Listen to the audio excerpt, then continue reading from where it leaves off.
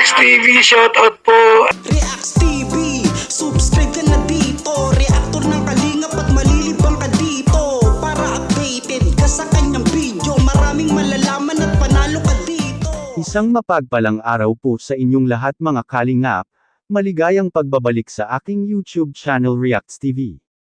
Maganda ang topic natin ngayon mga kalingap. Kalingap Edu natulala sa nakita at VNC hindi niya inaasahan na mangyayari ito sa kanya.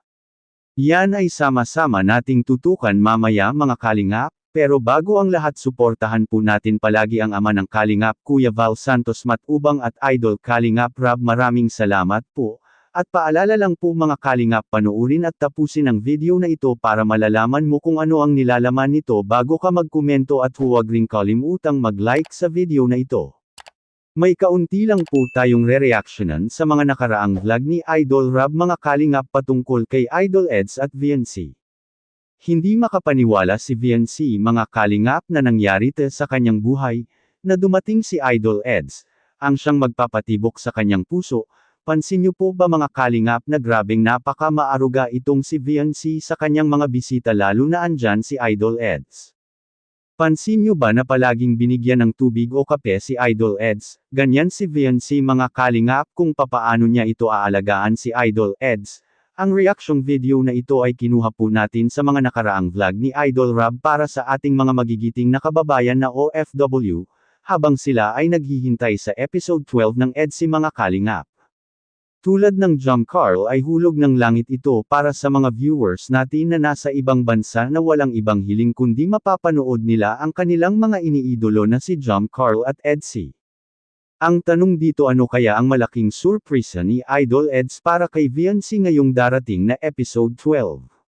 Yan ay ating aabangan mga kalingap. Ngayon balik tayo sa topic, pinipilit talaga ni VNC mga kalingap na maging model doll para lang kay Idol Eds. Dahil hindi po gusto ni Idol Eds na laging tahimik si VNC, natutulala si Idol Eds sa kanyang nakikita mga kalingap sa kabutihang asal na pinapakita ni VNC. Napakaswerte talaga ni VNC at ang kanyang pamilya na nandyan ang Team Kalingap at EDSI Global Supporters na meron na pong tutulong sa kanila, ito na ang sagot ng kahirapan sa pamilya ni VNC. Lagi po nating ipagdasal sa Panginoon na mapabahayan na po si VNC mga kalingap. Ngayon please comment lang po sa ibaba sa ating comment section mga kalingap para po malalaman po natin ang mga opinyon po ninyo. At bago po tayo magtatapos, babalik-balikan ko po ito na palagi po nating suportahan si Idol Kalingap Rab sa kanyang mga vlog dahil dito kinukuha ang mga gastusin tulad ng pabahay, at mga allowances sa ating mga beneficiaries at mga sahod rin sa mga K-Boys.